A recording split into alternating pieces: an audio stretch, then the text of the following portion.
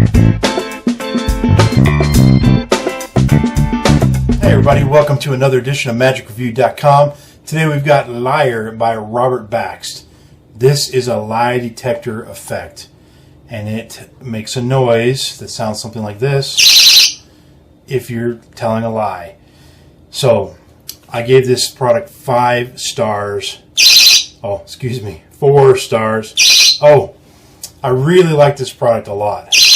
Oh, I liked it a little bit. Didn't like it at all. What? Must be that one. Didn't like it at all. I gave it 2.5 stars, stone status of grubble. Yeah. Gem on one hand is awesome. Rubble on the other end is terrible. Grubble is somewhere in the middle. This one is certainly leaning towards the rubble side of things. What can I say? Let me tell you why I gave it that status. First of all, that sound that you just heard, I'm pretty sure that's not what a lie detector would sound like to me. I know that's a small point, but I think that's an important point. If you're going to be on stage and in fact, here's how much it doesn't sound like a lie detector. In the trailer, Robert Baxt did the same thing I just kind of did, where he said, "I'm the greatest magician in the world. I'm the greatest magician in America. Greatest magician in Los Angeles." And he kept doing that gag. It took me about 3 or 4 times before I realized, oh, that noise means he's lying. So that's kind of, it just didn't feel like a lie detector sound. If I would expect a lie detector to be more like a, like a buzz or something like that. So this to me just didn't sound, so the reason I say that is even the routines that I saw in the video, it just didn't feel like that was the sound that his whatever prop, that's what you're getting basically, is this ability to make a bunch of different props that can make this sound. And none of the props really seem to feel like lie detectors, because when they made the sound, it didn't sound like what I expected a lie detector to sound like. And you can even sense in some of the audience members that they didn't realize that's what was going on. So that's a big problem. Second thing, I think I already mentioned, is $50 for all this. You get a terribly produced DVD. Notice no alarm went off. It really is a terribly produced DVD. I watched it on my laptop, and most videos, they fill up my full screen on my laptop. I watch it with Windows Media Player, and at least no matter how big the Windows Media window is, it still plays, it fills up the Windows Media screen. This one didn't. There are black bars along the side, so I don't know if they're using like a camera from the 1980s or what's going on there, but the footage was not the best. If you go watch the ad copy and you see how Robert Baxt is behaving, we'll say, the way he acts, that's how he is on this whole video. It's really hard to watch, frankly. And I don't have any problems with him. I don't know him, but he seems like a nice enough guy. And I gave one of his other products, the Miser's Dream one, I think it's called A Boy, a Bucket, and Baxt or something like that. I gave that 4.5 stars, stone status of gem. So I don't have some vendetta against him, but I just think this was a poorly put together product. So if you look on the back here, there's this little helmet looking thing down here. There's a candy cane looking thing. There's this tape. I don't know what that's all about. There's this level looking thing from Home Depot or whatever. Metal detector looking thing. And then this sort of, I think he made that out of a cigar box to look more like an older 1920s Tesla looking type of a thing or whatever. Anyway, though he doesn't, the idea is that you make this prop, you give it to your spectator to hold, and that's the lie detector. And then whenever they tell the truth or tell a lie, if they tell a lie, you get that. If they tell the truth, nothing happens. The props, some of them are kind of cool looking. I think the idea of a metal detector is kind of funny, and that I do kind of like the look of this one, this old cigar box looking one. The problem is he doesn't really show you how to make them. He just shows you, here's what I made, and then I used these pieces to make it. And that's really all you get. So you might as well just look at the DVD on the back and go, okay, that's what he made. I could probably figure out how to make it. Now, I'm not recommending you do that and rip him off, but that's, you don't get much more than what's on the back of the DVD is my point. Now, he does tell you for this lie detector thing, this metal detector here, he has a PDF that you can print out, and at the back of it he says to print out the last page, and it has on there this detector thing that you can glue on there. So you can do that. It does say detect, by the way, not detector like the picture shows, and like the one on the inside the video shows. So that was a little bit of annoying, but that's small.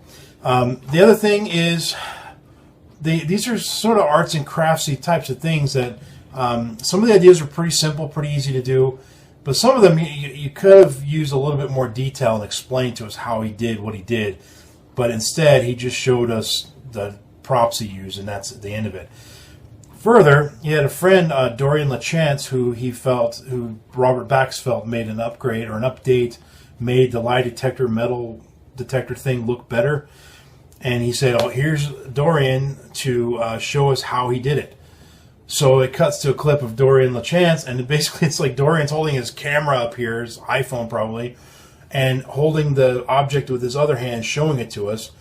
And he's saying, now see over here, I did this thing, and then if you look right here, I did this other thing. And he didn't explain how he did any of it. It wasn't a do-it-yourself anything. It didn't teach us anything.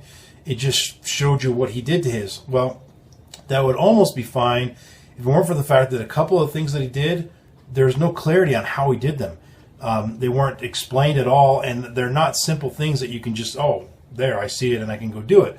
You have to understand exactly what he did, and he didn't really go into any depth there. So that was frustrating. There was a couple of things that were on the Dorian LaChance one that I thought were kind of cool ideas, but they were using things I don't know what, I've never heard of these things, and I don't know where to get them. I don't know how he connected them all up and made them work or any of this stuff. So, a bit frustrating there. Again, poorly produced DVD, poorly produced PDF. Man, the PDF was just, I mean, just like he looked like he took, like, copied and pasted a bunch of, emails or something, text files or whatever, and just dumped it all into this PDF and then printed it out. And that's what you get. No formatting. There were different fonts on every page, and mixed fonts and mixed sizes of text, and paragraphs were squished together. It was just really hard to read. Very frustrating. And then finally, not finally, I got two more things. One, the PDF is supposed to contain a bunch of lines and gags and things like that you can use in your presentation. The idea of the presentation is you get a member up on stage, ask him some questions. When he lies, you get that. When he tells the truth, you get silence. Well, he gives you this script of ideas and that are questions you ask. I get this, that humor is subjective, but the stuff on there, I didn't find it humorous. I found it insulting and embarrassing to the audience. There were questions like, for the adults, there were questions like, are you having an affair on your wife? No, I'm not. Well, you must be, because my lie detector said you were. Do you wish that your wife would sleep with your boss so you can advance your career? No, I don't wish that. Well, my lie detector says you do. Are you embezzling money from your company? That one might be funny, but it's embarrassing or insulting. And there were things, I'm giving you sort of the cleaner ones. There's some that were worse. He even had a section where he said, I don't recommend you use these. They're rude and they're insulting. Don't use any of these. And then he gives you a bunch of stuff that you shouldn't use. Well, what's the point of putting that in the PDF? Then he had the ones for kids, and same thing. They were meant to embarrass the kids. Some of them I could see being funny, but they were mostly pretty embarrassing and almost insulting to the kids, and even insulting to the parents. There were ones that, does your mom use your toothbrush to clean the toilet? No, she doesn't. Well, my lie detector said she does. So now you're kind of embarrassing the mom. Again, that might be your style of humor, not mine. Sorry, guys. There were some that were kind of funny, but most of them, to me, and you could see it in the audience, the few members, the few clips he showed of his performance, you could see the look in the person's eyes that was on stage, that they were embarrassed by what was being said and what was being asked. To me, that's not magic. I mean, this trick isn't magical anyway, but to me, that's just, why insult your audience? I just don't get that style of humor. So, humor. Anyway, the other thing that really annoyed me, he says, if you'd like to learn a lie detector routine, go to YouTube and search for lie detector routines. Then what? rip off the guy that you watched on YouTube, steal his act? I mean, what is that? That's terrible advice. Don't do that. The only thing that you have permission to do when you watch this video is the stuff that's on this video that he says you can do, and the stuff that's in the PDF, which in my opinion, none of it's that good. I like the structure of having somebody up and saying, here's an object that's a lie detector, and let's just ask some questions to get a base reading, and then you ask funny questions that are more funny, less embarrassing, less rude. Now granted, it's hard to ask any questions where they tell the truth and then you make it sound like a lie with that sound without them being a little bit embarrassed. So it's a very fine line to walk to start with, but I think the stuff that he teaches you goes over the line for the most part. There are a few funny ones. So I gave it 2.5 stars, Stone Status of Grubble. That's, again, for people new to my reviews. Gem and Rubble is the far ends of the spectrum. It's all a play on my last name, Stone, a gemstone, or Rubble, a pile of rocks, or somewhere in between is a Grubble.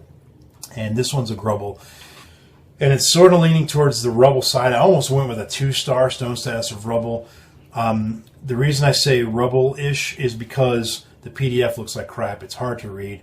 The method is simple, and what you're getting is a device that makes that noise, basically.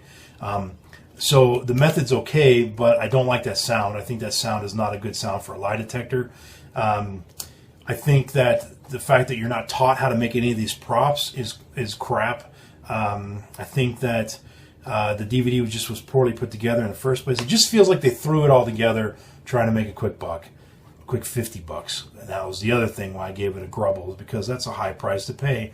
Had I paid $50 and gotten this, I'd be very disappointed.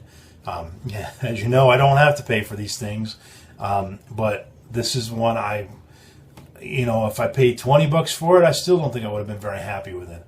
So the reason I didn't give it a total Rubble status is because there were a few gem ideas in the PDF, very small few of them.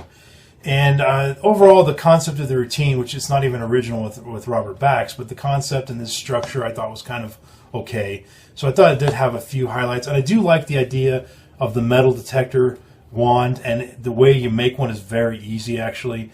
It's pretty simple and straightforward. And once you see what he's doing, again, he doesn't really teach it to you, he just kind of shows you the stuff you need. But once you see how it's made, you can modify it to fit your style or whatever. So that's why it's not a total Rubble. Anyway, that's it. I'm rambling. Let's move on to the iTunes song of the moment. And we have David Cook, I Don't Want to Miss a Thing. And of course, I Don't Want to Miss a Thing is an Aerosmith tune. David Cook, you might remember, he was the winner of American Idol a few years back. He was competing against David Archuleta, who happens to be from right here in my hometown. I don't know the guy, I never met him. He was from Murray, which is, it's I could throw a rock and hit Murray from my house. And Murray's not a guy, it's a place. Unless you live in New York, then it's a bunch of guys. Anyway, David Archuleta is from Murray. There's a great Chinese restaurant there that I go to. When he came in second place on American Idol, there was a big sign that said on the Chinese Gourmet, David Archuleta eats here free for life. I'm like, dude, that's awesome, man. I need to go enter it. Just because I'm local and I lose the competition, I'm getting free Chinese food for life.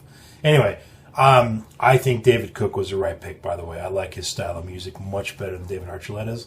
Though there's quite a few tunes from Archuleta that I do like. He's got some good Christmas albums, or his Christmas albums got some good stuff on it.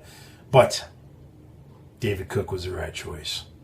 All right, enough of this. I'm out here. Oh, wait. One last one. I really wanted David Archuleta to win.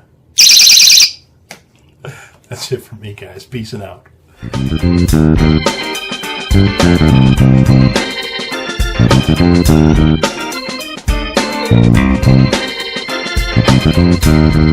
Thank you.